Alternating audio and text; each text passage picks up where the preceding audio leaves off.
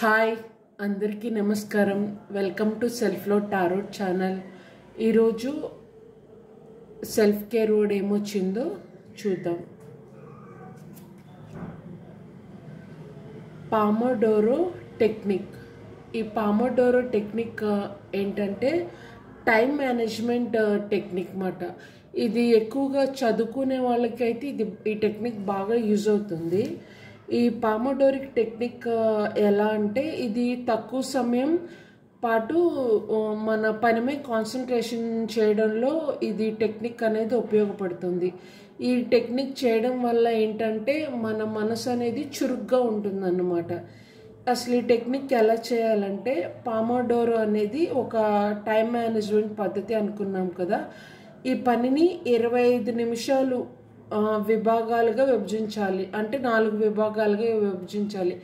25, 25, 25, 25.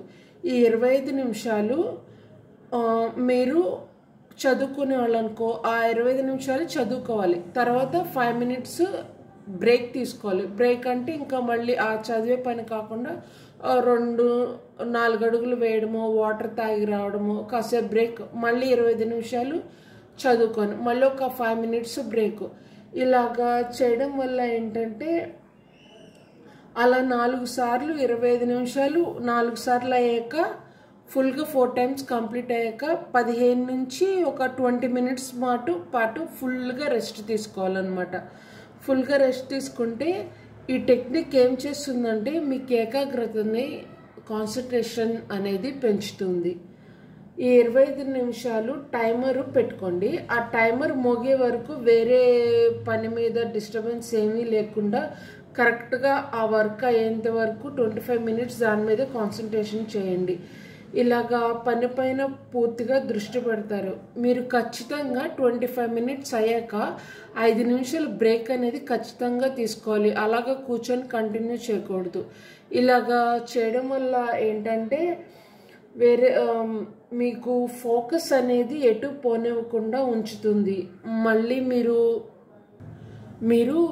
Burnout అవ్వరు. అంటే ఒత్తిడి, మానసిక భావోద్వేగం, అలసట అనేది రాకుండా ఈ టెక్నిక్ అనేది మీకు యూజ్ అవుతుంది అన్నమాట. ఈ సైకిల్ అనేది మీకు హెల్ప్ అవుతుంది. ఇది బూస్ట్ యువర్ ప్రొడక్టివిటీ, అంటే తక్కువ సమయంలో ఎక్కువ పని చేయడం అన్నమాట.